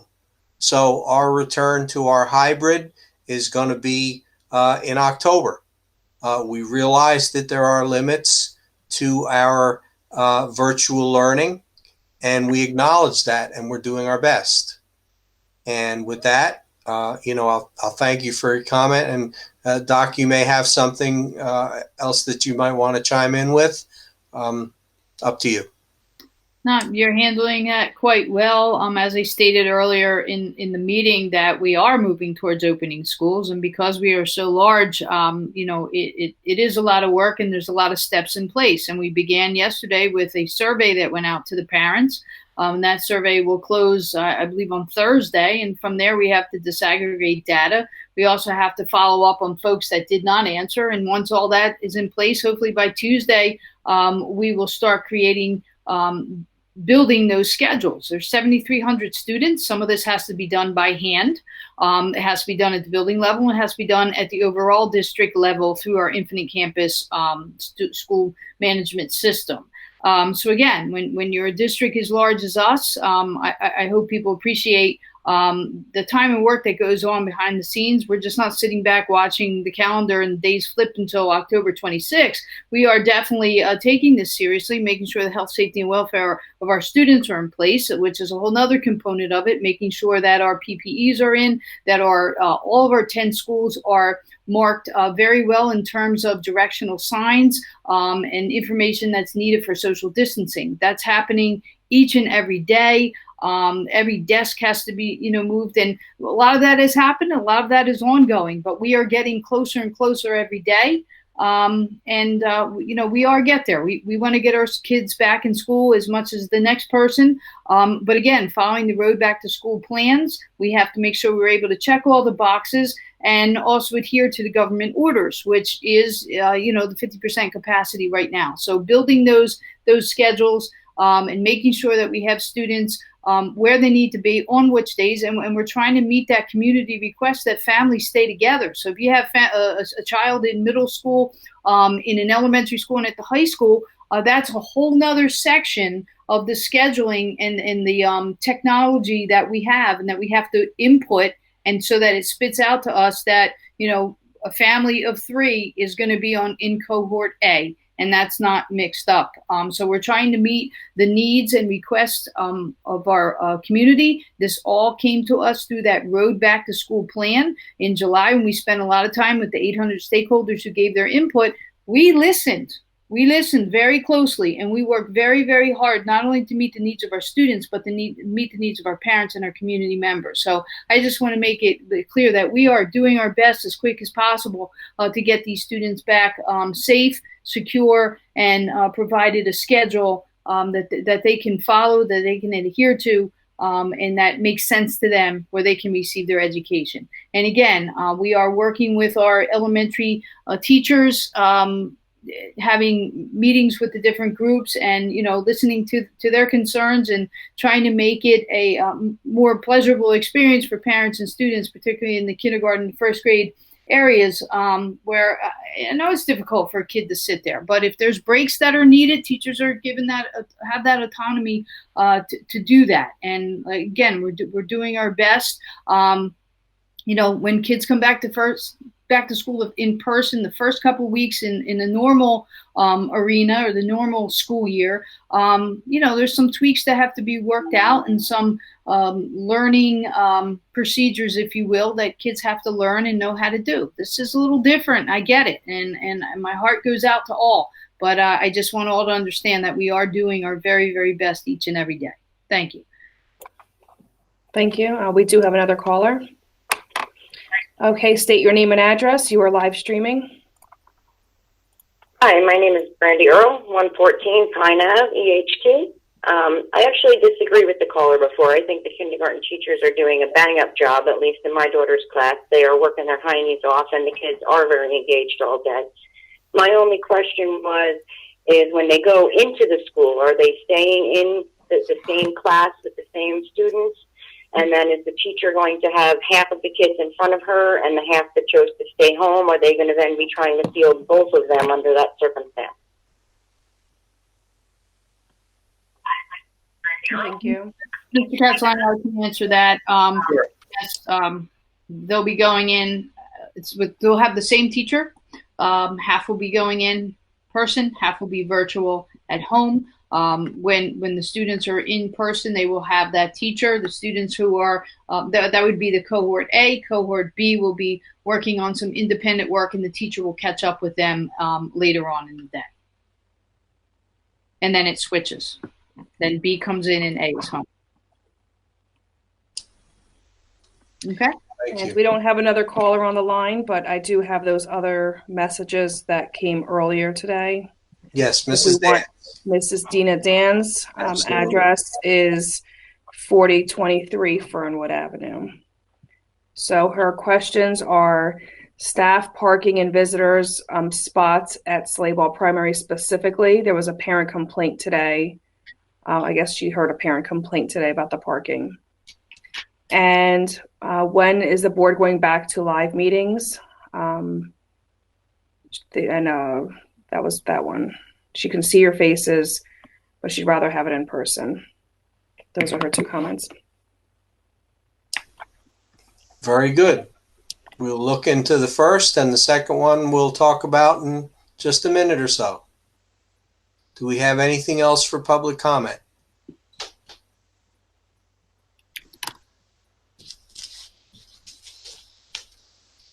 We'll throw that sign back up for another minute. Okay.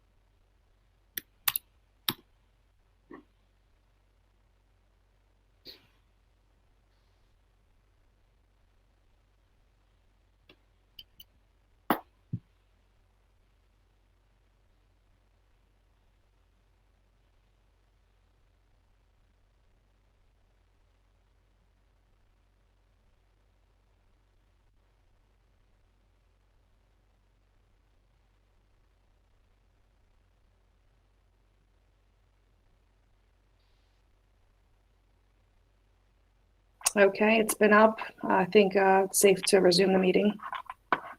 Okay, very good. Thank you. So, getting to our favorite topic before I go around and ask for board member comments, and we're on such a roll from our goal setting, I'm going to see if we can't get consensus here. I did say last week that I would be voting and would be in favor of us returning to in-person meetings in October, beginning with our October meetings. So I'm hoping, I'd like to poll the board, but I'm hoping maybe we'll even have consensus from all of us to return back in October. And just to put, that, so that is, assuming everything would stay the same, that we would go back. And what I mean by that is if we say we're going to go back, and we do, but Monday morning, the governor comes back with a whole new order and changes the rules, we would have to obviously adjust and follow whatever that is. But barring a change in circumstance, we would return and remain returned as of our October meetings. So I'm hoping we're going to have consensus. Should I look for a show of hands? First, Pete, Mr. Castellano, question. Does that include committee meetings? I'll leave that to the discretion of the chair, but my belief is that we should return all of our meetings to in-person in the month of October. That's my view, and so I'm now asking for all of your views. Hands? Hands are showing in favor of returning to live meetings. So I count 1, 2, 3. So I have Mr. Castellano, Mr. Della Barca, Mrs. Salagi, Mrs. Sullivan, Mr. Price, Mr. Ellis, Mrs. Byrd. That's more than 5. So you will have a quorum in person.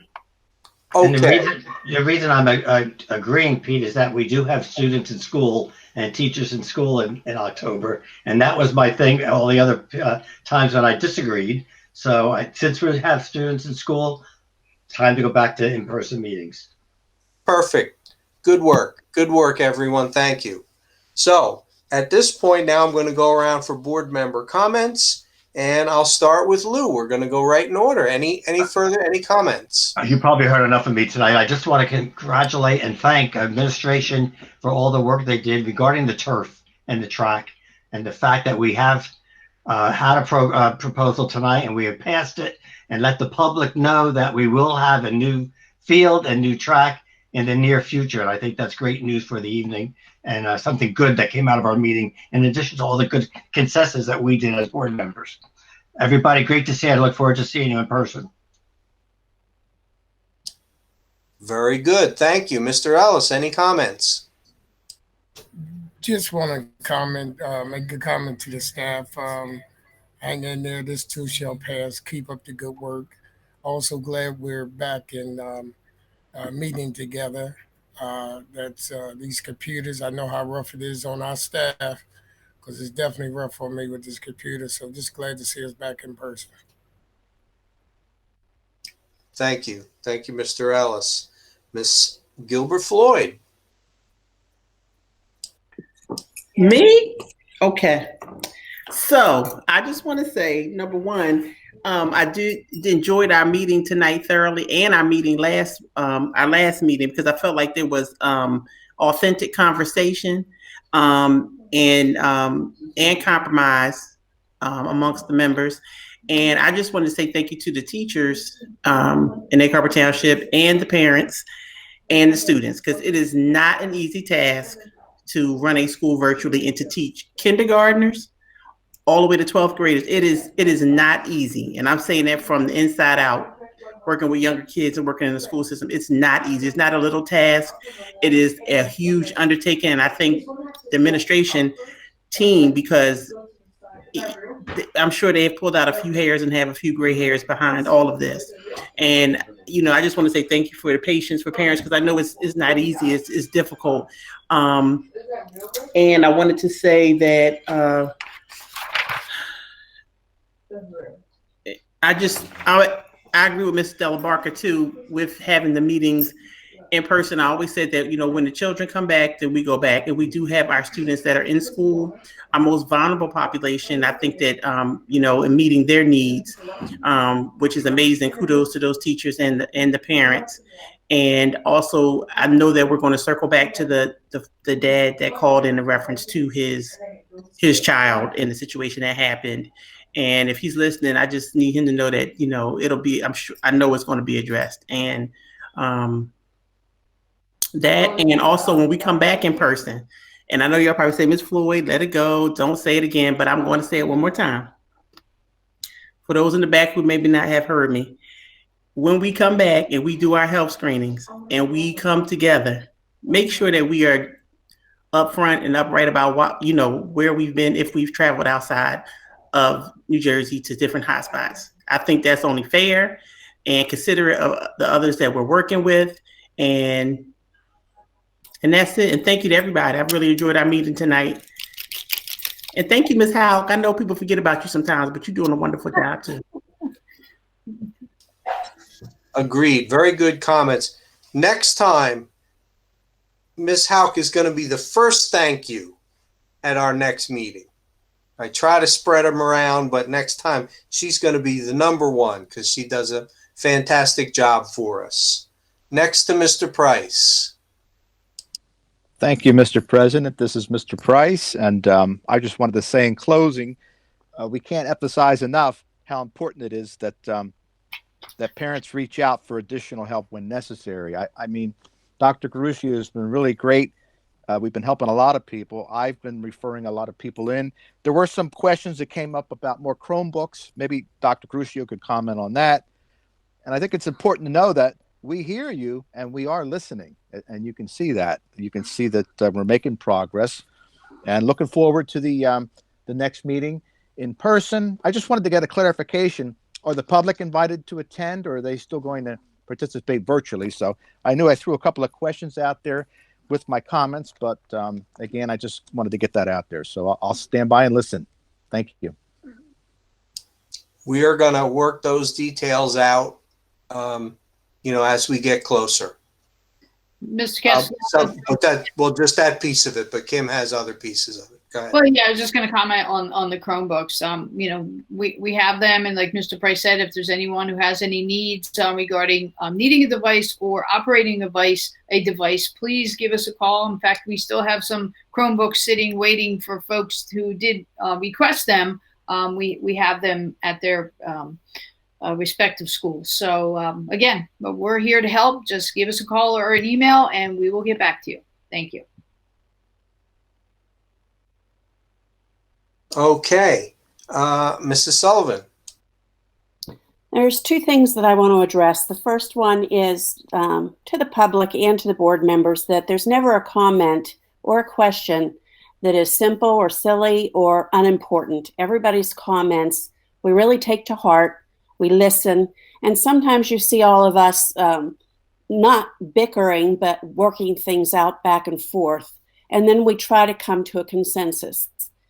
That's really important to a board that they do that. So even though I may disagree on something, when it comes down to the vote, we do what is best for the board as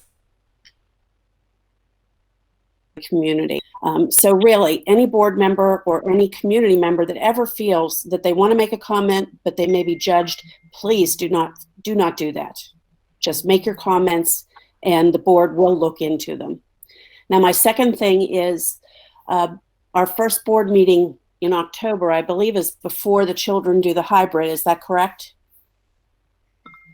I would like to maybe hear some sort of a comment from the administration or a little presentation talking about our safety measures that we're using now and how we're going to carry that through.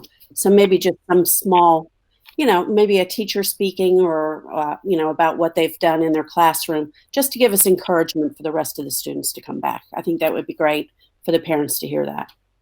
Thank you. Very good. Thank you. Mrs. Summer.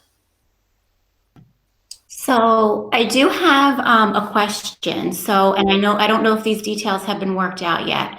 When we return to school, I understand how the hybrid plan is. And I understand that, the A kids are in person, the B kids will get independent work, and then once the A students go home, the teachers will meet with the B students virtually. Those students that are choosing to go all virtual, who will be working with those students?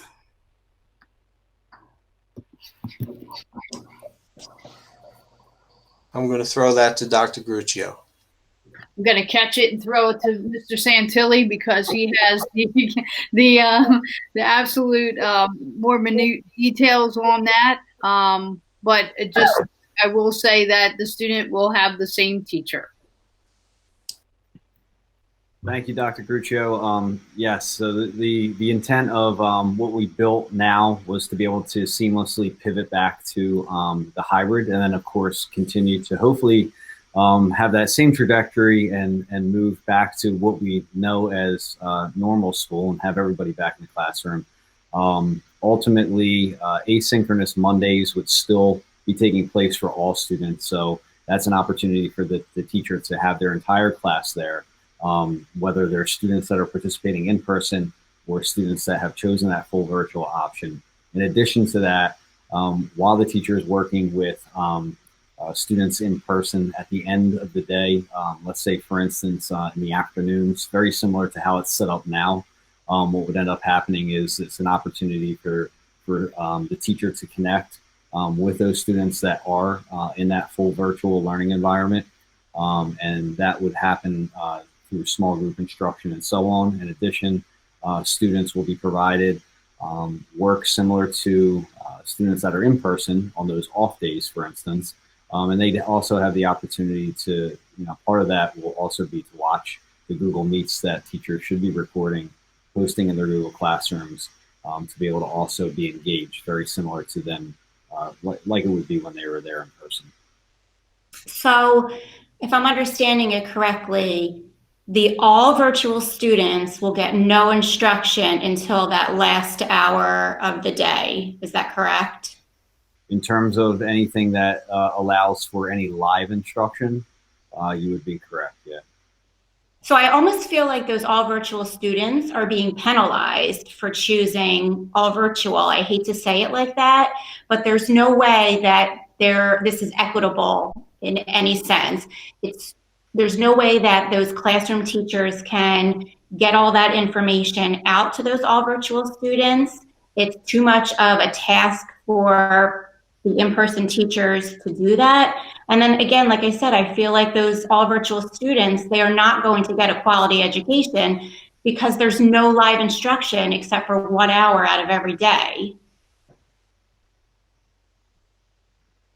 I understand the point, and it's something that as an administrative team, we can certainly continue to take a look at. It's very difficult to, have a teacher in the classroom, for instance, providing in-person instruction and trying to be in two places at once.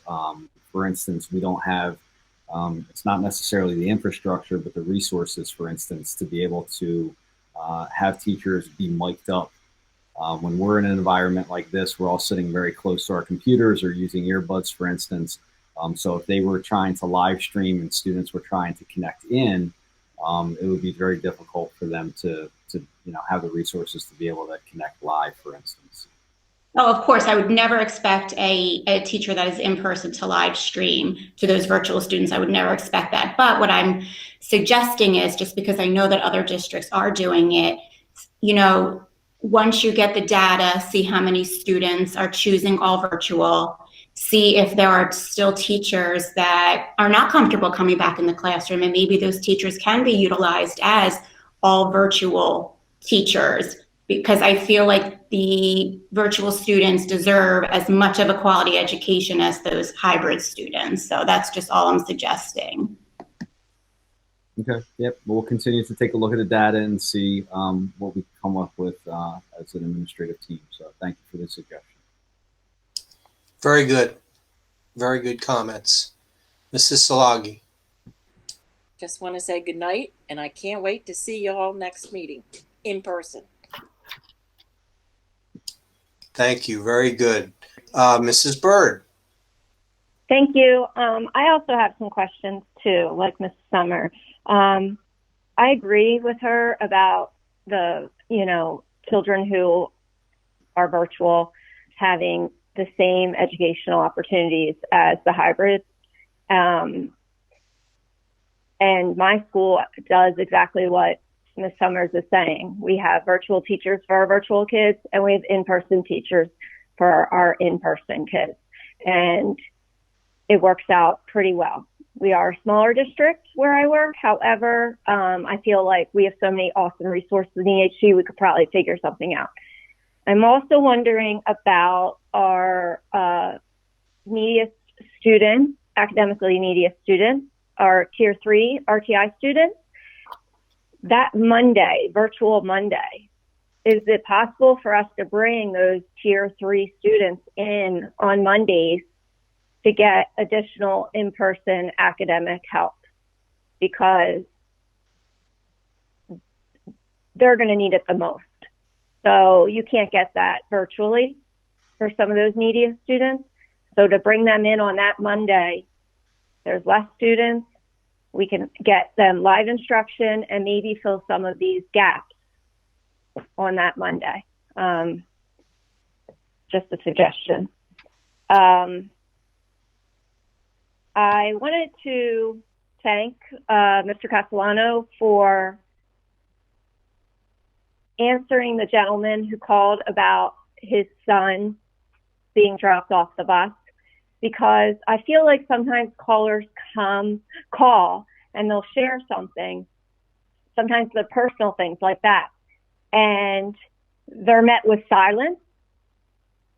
And it's not because we don't care. It's not because we don't want to answer or we want to share, but we're limited as to what we can go back and forth with or what we can offer up. But I thought that our president did an awesome job by just saying, I'm sorry that happened to you, and not having silence, because that gentleman was speaking from his heart, and I felt it. And I was just so pleased that he was not met with that silence. So thank you, Mr. Castellano. On that note, I ran for board because I am a fierce advocate for special ed kids. I've walked it. I have family members who have special needs. I am a teacher who loves the kids with special needs. This brings out my mama bear. And I hope that that bus driver gets another route in another district tomorrow, because Mrs. Bird, we can't have kids dropped off. Mrs. Bird, I'm just going to caution you about talking about any employees or anybody we're contracting with. Okay. But I will just Thank say, you. only because I felt it, I called it Mama Bear when I was speaking to the mother yesterday. When I first spoke to her, I said, I feel like Mama Bear fighting for you. So good. I'm not going to go into the Again, details. I'm just going to caution Mrs. Anaya that we are not talking about a issue in public, that we are going to have Dr. Gruccio, her staff, contact the individual back. Tomorrow morning. Yep. Well, I applaud that gentleman for sharing what happened. So I apologize. I'm just responding to a phone call, and I hope that no other parent has to make that call or has to come to a board meeting to make the call.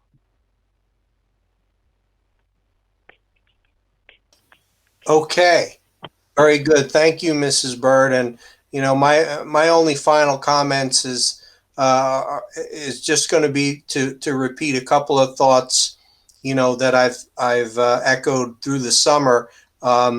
We have got to continue to work together, guys. I want to thank the board for a great meeting tonight, but we have got to continue to work together. This is the board, this is the community, our staff, our teachers, our administration, everyone, because we are in uncharted waters. We are in unprecedented times. This pandemic is not over. So we have got to work together to get us through to the other side. So I want to thank you all for a good meeting, and I'll ask if administration has any final comments. Just that I'd like to thank everyone for their support tonight. There were great questions, great points. Some of the things that were brought up, we will be researching. You know, as we tell the public, express your concerns. Feedback only makes us better at what we do. And, you know, we will spend the week to research some of your concerns, follow up with parents on phone calls. But again, thank you for your support. It's much appreciated. And as early as tomorrow, we will begin conversations with the turf company and get that project on its way. So thank you again. Okay. Hearing or seeing nothing else from administration, I think we're at the point where we're going to ask for a motion to adjourn. This is Mr. Price. I'll make that motion to adjourn. And I I'll will second it. All right. Hands raised. Acclamation. Good night, everyone. And thank you for joining our first business meeting of the fall and of the new school year. Good night to all. We are adjourned.